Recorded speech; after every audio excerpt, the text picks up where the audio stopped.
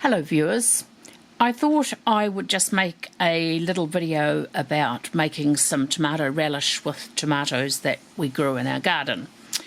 So this is going to be sort of like a slideshow with me videoing the TV screen while I do sort of like move the photos, so it's not actually a moving video as such.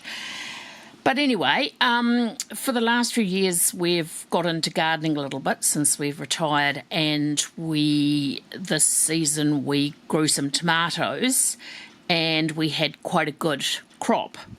So this is the tomatoes quite early on. If you look carefully, you can see where there's some damage on the plant.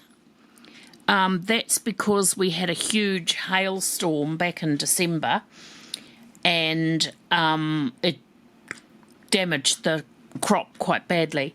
Now these are, this is a little while ago before the bigger ones got ripe. And this is just another view. Once again, you can see the damage that the hail did. It was really extraordinary. We're actually on the edge of a tornado that happened down in the valley in Lower Hutt where we live. So anyway, that's the tomatoes a bit before they all got ripe. We'd put some marigold plants in with them because we understand that they help repel the bugs.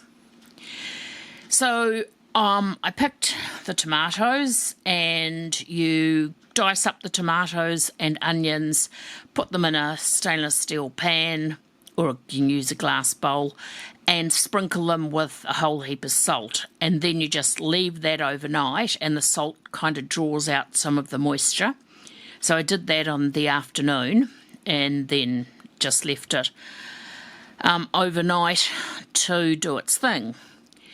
So the next morning, you take it out and process it through the food processor. So there's still quite a bit of moisture in it, even though you do drain quite a lot of it.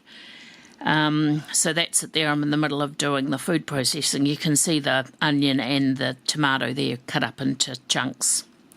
So this is it going through the food processor.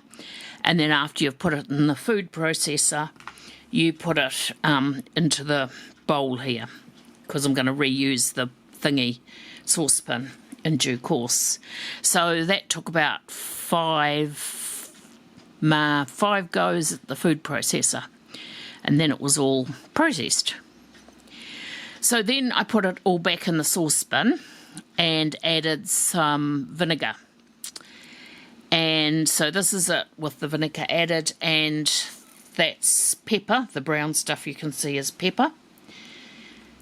Then this is me about to tip in sugar. You tip in a lot of sugar, but that's all right because you need it. So that's the sugar in there. Then you mix that up. Oh no, hang on. Before you mix it up, you add in curry powder and mustard and salt as well. Oh no, sorry, you don't need salt, of course, because you've had all the salt when you left them overnight. So then you stir it, and it sort of looks like that. And then you simmer it gently. I usually do it for about 2 hours, and you can see from the ring on the saucepan how much it's bubbled and evaporated.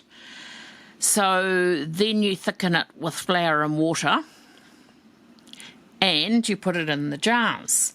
So I got 9 jars. These are Chicken Tonight 500 gram jars, and these are Craig's Jam 375 grams. So it made quite a lot. I was really pleased.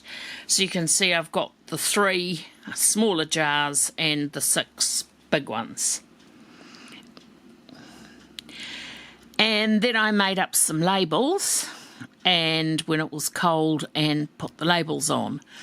So it's very simple, but I'm really happy with how it came out, and it's really nice to know that the tomatoes that we grow, as well as my husband having heaps on toast for weeks for lunches, we got enough to make all this relish. So that will be lovely with sausages, all sorts of different cold meats. It's lovely on cheese and crackers, or cheese sandwich. So that's my little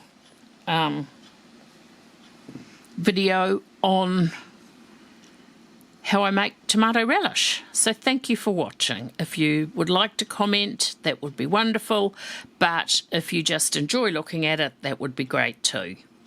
Bye for now.